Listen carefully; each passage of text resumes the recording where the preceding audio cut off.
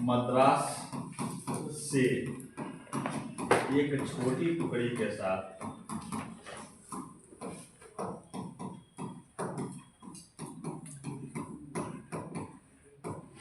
मद्रास से एक छोटी टुकड़ी के साथ बंगाल भेजा गया।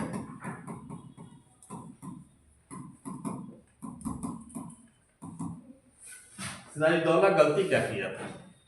गलती ये किया, कलकत्ता पे कब्जा कर लिया। और कब्जा करने के बाद जो इसका दुश्मन था आमिर चंद को वहां का हेड बना के वापस चलाया मुर्शिदाबाद। जो इसका दुश्मन है, इससे जल रहा है, और आमिर चंद को चला आया वहां का कलकत्ता का हेड बना के राजधानी मुर्शिदाबाद। क्लाइव जब आया तो ये जो है माहिर आदमी, ये आमिर चंद को घूस दिया, अपने पक्ष में कर दिया।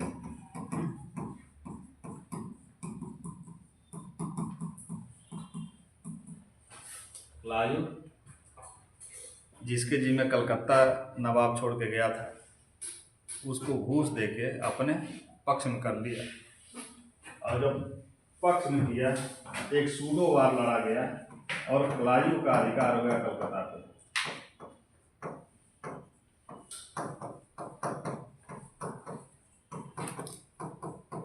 कहाँ हो गया? पूरे कलकत्ता पर। सूडो वार का मतलब समझ रहे हो?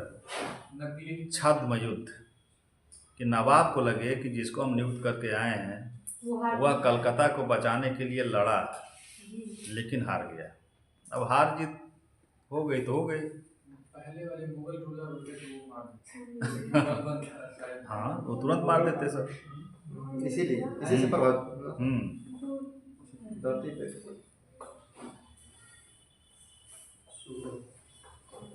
अब कंडीशन क्या हुई? अमीर चंद की टुकड़ी तो हार गई, कलकत्ता पर अधिकार हो गया। मजबूर होकर सिराजुद्दौला को अलीनगर की संधि करनी पड़ी। अब अलीनगर क्या है? अलीनगर कलकत्ता का ही नाम है।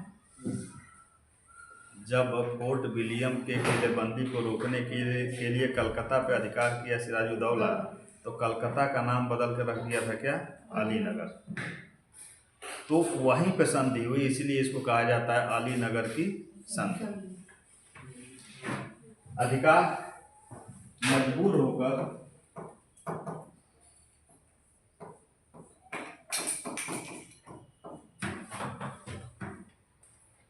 सिराजुद्दौला को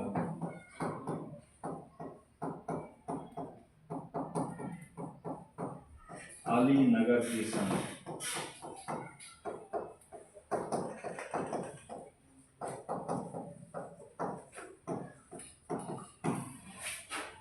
अलीनगर की संधि करनी पड़ी। नहीं क्लियर हुआ अभी? अमीर चंद हार गया, कलकत्ता पे क्लाइव का अधिकार हो गया। अब मजबूरन क्या हुआ? अलीनगर की संधि सिराजुद्दौला को करना पड़ा। और ये संधि हुई थी 9 फरवरी 1757 ईस्वी में। 9 फरवरी 1757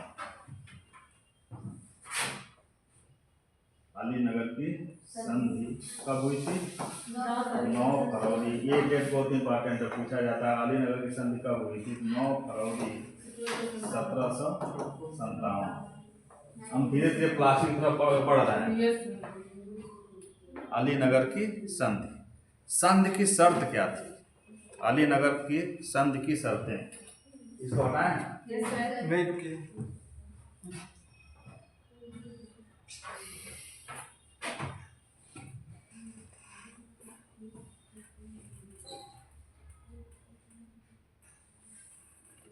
अलीनगर की संधि की शर्तें।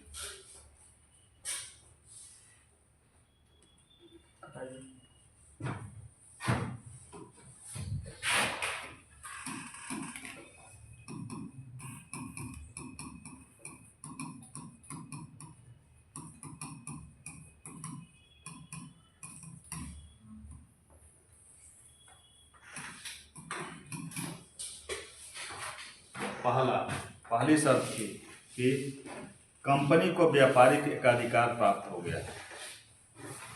बंगाल में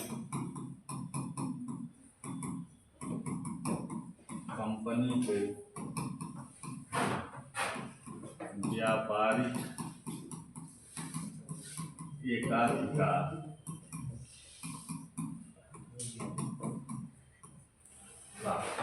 व्यापारिक एकाधिकार क्या है? मतलब केवल वही व्यापार करेगी।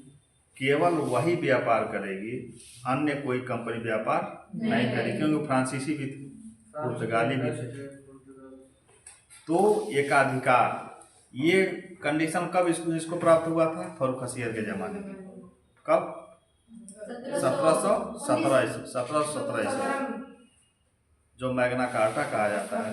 यह एकाधिकार जो है अंग्रेजों को 1717 में प्राप्त हुआ था। मोनोपोली नहीं था, वो तो फ्री ट्रेड एग्रीमेंट किया था ना, फ्री में ट्रेड करने के लिए। फ्री में ट्रेड था, लेकिन साथ में यह क्लाज नहीं जोड़ा गया था, लेकिन जो अन्य को टिकने नहीं दे रहे। तो ये तो उनका अपना जो वर्चस्व था, लेकिन जो व्यापारिक एकाधिकार वाला बात है, ये तो उसमें जो घोषित रूप से नहीं था। यहाँ पे इन सबको व्यापारिक एकाधिकार सबसे पहले प्राप्त हो रहा है कब? 9 फरवरी 1757 को। किसके तहत? अलीनगर की संधि के तहत। अलीनगर की संधि किसके बीच हुई थी? रॉबर्ट क्लाइव और सिराजुद्दौला के बीच। ठीक, पहला शर्त ये हो गया कि व्यापारिक एकाधिकार। दूसरा, कलकत्ता को किलाबंदी करने का अधिकार प्राप्त हो गया। दूसरा, कलकत्ता के किलेबंदी का अधिकार, जिसके लिए जाके क्या किया था? ब्लैक होल ट्रेजेडी किया था, अटैक किया, फोर्ट विलियम पे कब्जा किया पूरे कलकत्ता पे। ब्लैक होल ट्रेजेडी हुई, लेकिन कितने दिन में? मात्र 7-8 महीने में कंडीशन ख़त्म। इनको स्वयं सिग्नेचर करना पड़ रहा है नवाब को अलीनगर की संधि पे, ताकि आप जो है किलेबंदी कर सकते हो। तीसरी शर्त क्या है? सिक्का ढालने की अनुमति मिल गई। अब कंपनी अपना सिक्का बंगाल में चलाएगी। तो बताओ, सिक्का, इसीलिए ये संधि बहुत महत्वपूर्ण मानी जाती है, अलीनगर की संधि। देखो, यूपीएससी यूपीपीएससी जो क्वेश्चन जो बंगाल से क्यों उठाता है, क्योंकि ब्रिटिश ईस्ट इंडिया कंपनी के पैर को जमाने में जो ये घटनाएं घट रही हैं ना, बहुत महत्वपूर्ण है। कंपनी को सिक्का, अपना सिक्का ढालने का अधिकार। और जब मुद्रा का चलन जब कर रही है कंपनी, तो इसका मतलब बंगाल अब हाथ से निकल चुका है, उसका सरकार हो गई। और इन तीन के बदले में कंपनी के आदि भाई संधि में तो कुछ लिया कुछ दिया जाता है ना। 1 लाख रुपए सालाना, 10 लाख की 1 लाख रुपए। ये नया इतिहासकार बन गए। दे देते सब। वो बाद में अंग्रेज लेते थे। देखो, इसके बदले में अंग्रेज अफगानों से नवाब की सुरक्षा का वचन दिए। अफगानों का बार बार अटैक हुआ करता था नवाब के ऊपर, तो कंपनी कहे कि जब अफगानों का अटैक होगा आपके ऊपर, तो हम लोग आपके साथ लड़ेंगे। हाँ, इसके बदले में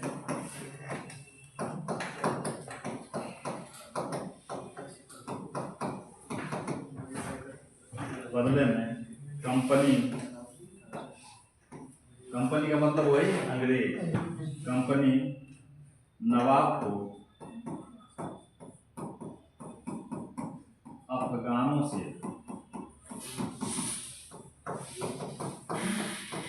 सुरक्षा प्रदान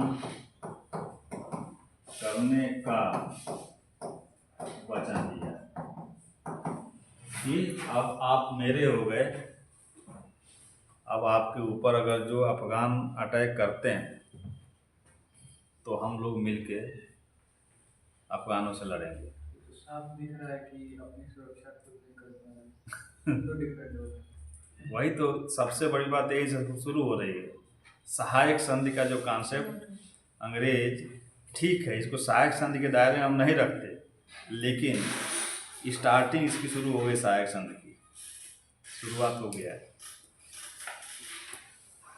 सिराजुद्दौला एक चीज़ और मांगा उससे, नहीं, इसके बाद से अंग्रेज एक चीज़ और मांगे सब, कि जो बंगाल के चंद्रनगर में फ्रांसीसियों का कब्जा है, जो फ्रांसीसियों की किलेबंदी हो गई है चंद्रनगर, बंगाल में ही है क्या, चंद्रनगर एक जगह, वहाँ पे कब्जा जमाए थे कौन, फ्रांसीसी।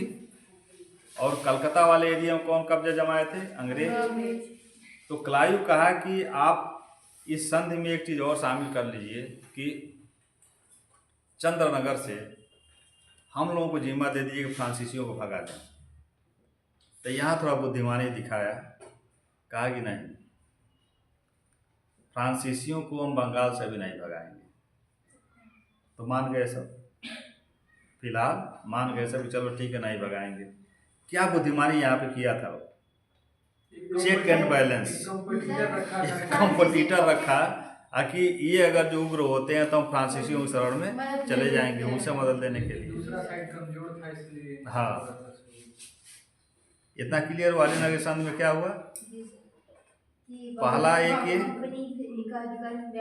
व्यापारिक एकाधिकार कंपनी को मिल गया, दूसरा कलकत्ता की जो किलेबंदी मिल गई, और तीसरा सिक्का ढालने का अधिकार।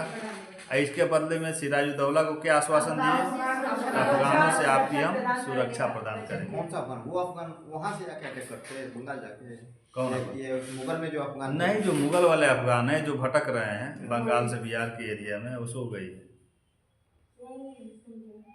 सुन रही हो, मनन कर रहे हैं, मनन कर रहे हैं, मनन कर रही है।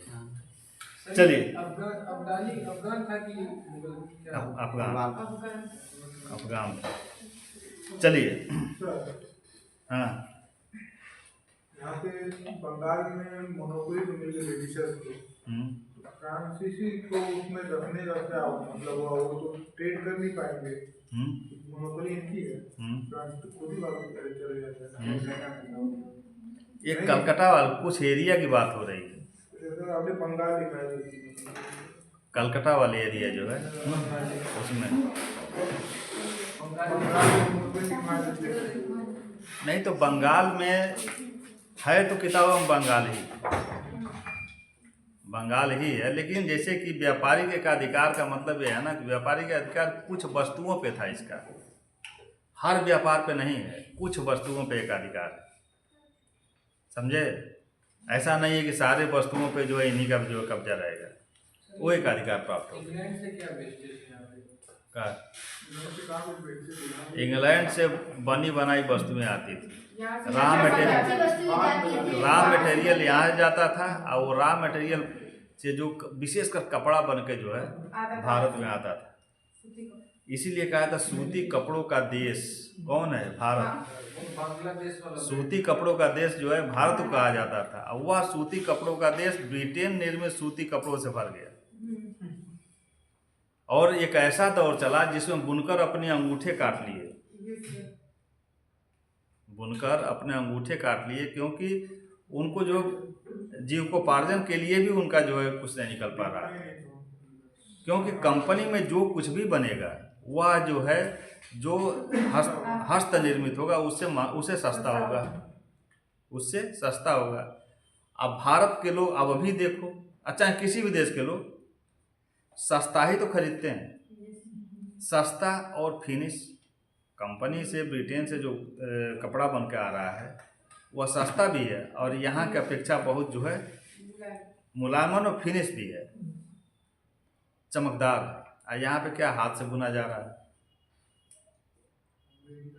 ये कंडीशन है कि जो जिसके लिए बंगाल जाना जा रहा है, कि प्राचीन काल में हमने बताया था आप लोगों से कि प्लीनी विलाप कर रहा है कि यहाँ के मलमल की साड़ी यूरोप के इज्जत को खतरे में डाल दी। जब वहाँ की औरतें उस मलमल की साड़ी को पहन के निकलती थीं तो यूरोप के बाज़ार में कहा जाता था कि इतना महीन साड़ी होता था कि वो मानो साड़ी नहीं बल्कि शरीर दिखता था। बल्कि अंग्रेजों ने उसके सीट को खत्म भी कर दिया था। जो ये कॉटन है होता है बहुत स्पेसिफिक होता है और इसका प्रोसेसिंग भी काफ़ी यूनिक है। ये बांग्लादेश या बंगाल वाले बेल्ट में वो मलमल वाला, हाँ, जिसको मलमल बनता था। जैसे अगर उसमें पानी डाल देना तो आग बारी में काट हाँ। हाँ, सीख वाली भी बताते हैं लोग, गरोरा पे तो बना लेकिन नहीं वो अब सकते। नहीं होती है अब क्योंकि नहीं। शायद उन्होंने शीट उसके खत्म कर दिया है। हो सकता है। अब ट्रांसपेरेंट कोई भी हो जाएगा, लेकिन वो फाइन यूनिक आइडेंटिटी। अरे एक साड़ी वहाँ पे एक साड़ी अब भी जो है मिलती है उदयपुर में स्पेशल वहाँ की जो है लोकल साड़ी बनाते हैं लोग। उस साड़ी की विशेषता है कि जब तक वो साड़ी रहेगी तब तक उसका जो है खुशबू जाएगा नहीं।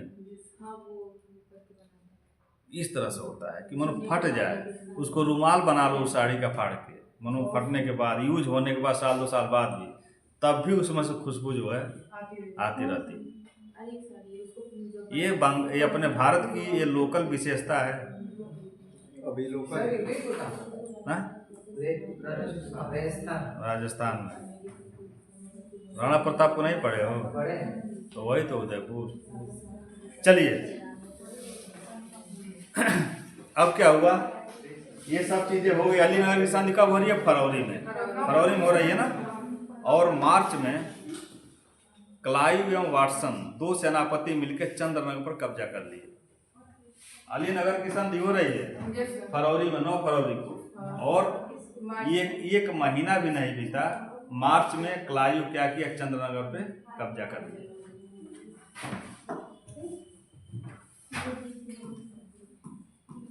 मार्च 1757 क्लाइव प्लस वाटसन,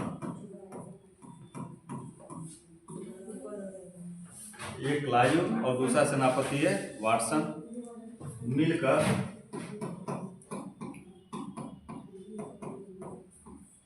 चंद्रनगर के फ्रांसीसी, क्या बात कर रहे हो तुम लोग? चंद्रनगर के फ्रांसीसी बस्ती पर कब्जा कर लिए। और जब कब्जा किए तो देखो बुद्धिमान लोग करते क्या है, कब्जा कर लिए तो फ्रांसीसी भाग के कहीं जाएंगे? क्यों नहीं जाएंगे? बताओ, यहीं पे कोई अटैक करे तो कुछ लोग भागेंगे नहीं यहाँ से? कर लिए तो फ्रांसीसी भाग कर सिराजुद्दौला के दरबार में पहुंचे।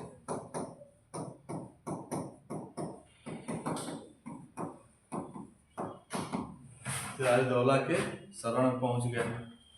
अब अंग्रेज आरोप लगाए कि आप फ्रांसीसियों को शरण दिए हैं, क्योंकि ये परिस्थितियां टाली जा रही। क्लाइव को भेजा गया है कि कुछ दिन तक युद्ध को टालो, युद्ध हम लोगों को लड़ना है बंगाल में। अंग्रेज डिसाइड कर चुके थे कि हम लोग बंगाल में युद्ध लड़ेंगे, लेकिन फिलहाल इस समय नहीं, क्योंकि अभी हम लोग दक्षिण के मामले में उलझे हुए हैं। ज्यों दक्षिण से हम लोग फ्री होंगे तुरंत बंगाल पे युद्ध करेंगे, क्योंकि बंगाल में कुछ है ही नहीं कि वो हम लोग को रोक पाए। अंग्रेजों को पूरा एनालिसिस हो चुका था, लेकिन अब धीरे धीरे मद्रास की स्थिति अंग्रेजों का अनुकूल हो रही है। अब अंग्रेज यहाँ क्या कर रहे हैं, सिराजुद्दौला क्या किया कि अलीनगर की संधि का उल्लंघन करते हुए फ्रांसीसियों पे अटैक कर दिया, और वो फ्रांसीसी भाग के चले आए कहाँ पे, सिराजुद्दौला के शरण में। और सिराजुद्दौला के शरण में आए तो आरोप क्या लगाए कि आप अलीनगर की संधि का उल्लंघन कर रहे हैं। उल्लंघन किए सबसे पहले कौन? अंग्रेज। आज जब फ्रांसीसी सिराजुद्दौला के दरबार में गए तो अंग्रेज आरोप लगा रहे हैं कि अलीनगर की संधि का उल्लंघन जो है नवाब कर रहा है। यही है जो है प्लासी के युद्ध का तात्कालिक कारण। शरण में गए और कहे सब कि अलीनगर की संधि का उल्लंघन कर रहे हैं, और इस तरह से जो 23 जून 1757, इस तरह से 23 जून 1757